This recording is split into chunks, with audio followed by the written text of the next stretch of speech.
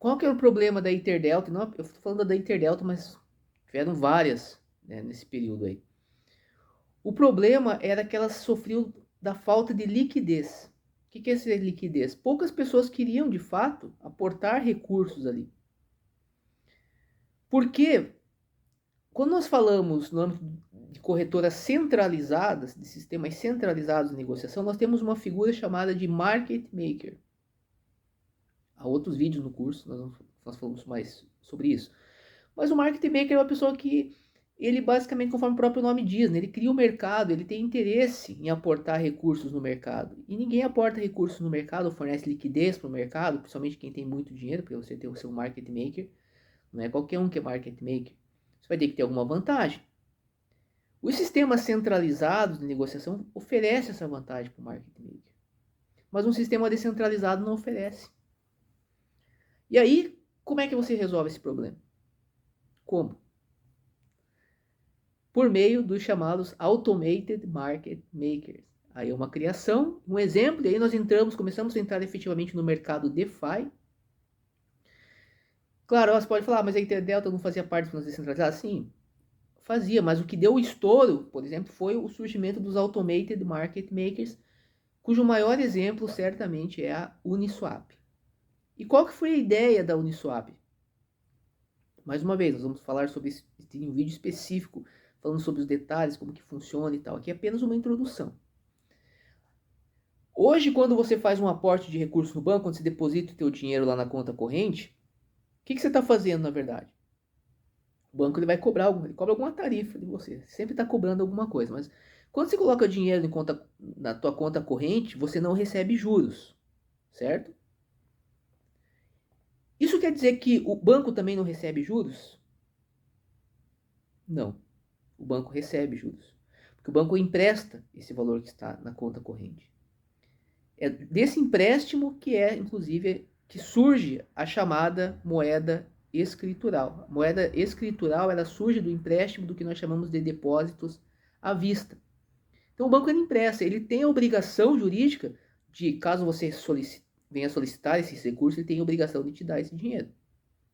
Mas se ele souber administrar, né, o seu passivo, ele consegue emprestar e suprir essas demandas aí que ocorrem. Às vezes ele não consegue.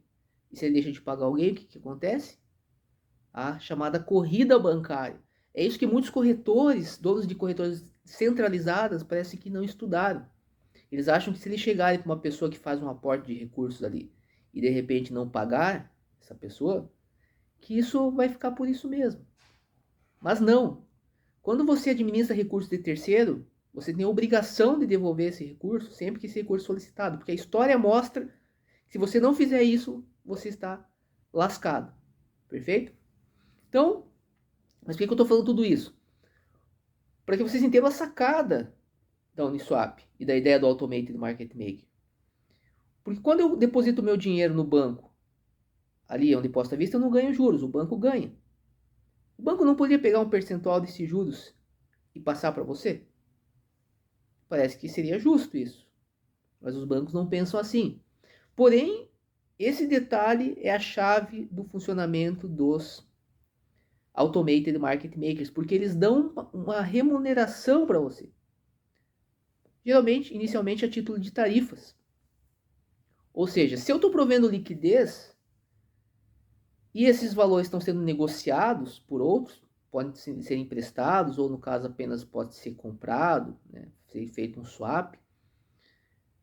Se o provedor de liquidez não, né? Se o protocolo, o banco, vamos pensar assim, ganha algo, nada mais justo do que ele passar um percentual disso para quem está provendo liquidez. Ou seja, quando você faz um depósito à vista no banco, você está prestando um serviço para o banco, ainda que você não saiba. Ninguém vai te dizer isso também.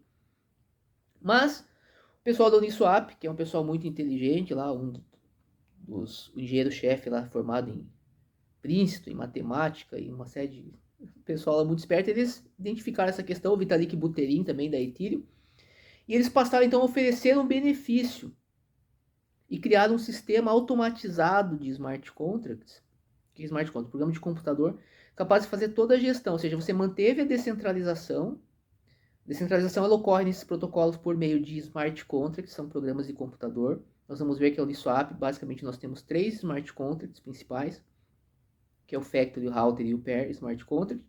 Há outros, né, obviamente, mas esses são os 3, né, dividido. Nós vamos ter uma aula específica, quando nós vamos ver que é dividido, tem os repositórios do Core, o repositório do Periphery. O Core é o Factory, o Pair, e o Periphery tem o Router. Hoje a Uniswap já está na versão 3 também, que aí você também começam a surgir alguns problemas, e existem muitos problemas no âmbito das finanças descentralizadas. Uma forma de resolver na versão 13 é a chamada liquidez concentrada, são conceitos aí só para que você já vá pegando. Então, assim que surge, então, o Automated Market Maker, na medida que eu passo a oferecer um benefício para o provedor de liquidez, aquele que efetivamente faz um depósito de um par de token, e fazendo esse depósito ele permite que esses tokens possam ser comprados por outros usuários.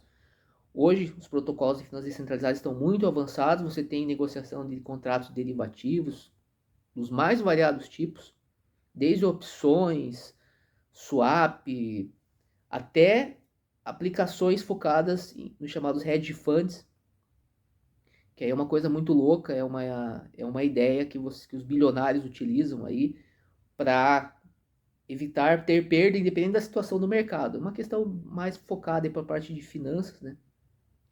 Mas tem hedge funds, tem administração de fundos de investimento, o mercado DeFi está se sofisticando cada vez mais, tem alguns problemas ainda tecnológicos, mas a ideia como um todo é essa.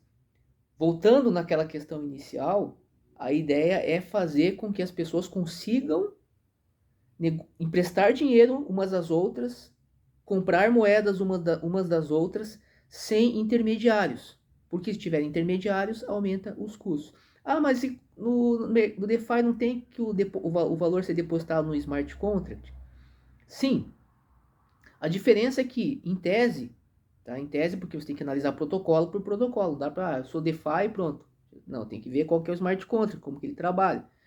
Em tese, você vai ter um programa de computador com as regras já previamente definidas. Então, em tese, eu posso analisar os smart contracts, eu já conheço as regras do jogo, eu sei que aquelas regras elas vão ser cumpridas. O que nós temos com isso?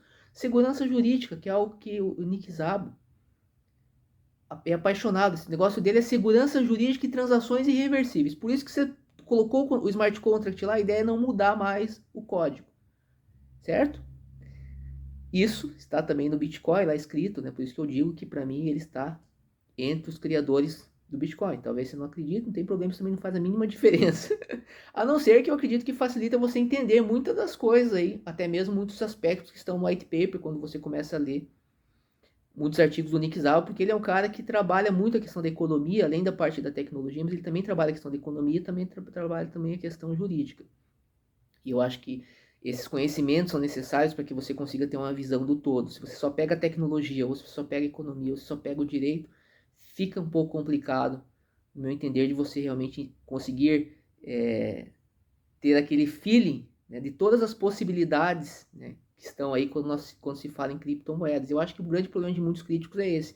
Às vezes o cara é muito bom em tecnologia, mas ele esquece outros, não conhece outros aspectos, ele só olhando por um lado, ele não consegue observar a grandeza do todo, que é esse sistema que nós estamos aí trabalhando hoje, que está evoluindo demais. Sugiro que você veja, para finalizar aqui, um vídeo recente que eu coloquei no meu Instagram e no canal da DeFi Universe falando sobre a Cairo, uma solução baseada em Zero Knowledge Proof, que é uma verdadeira revolução aí para a blockchain em termos de escalabilidade, em termos de privacidade.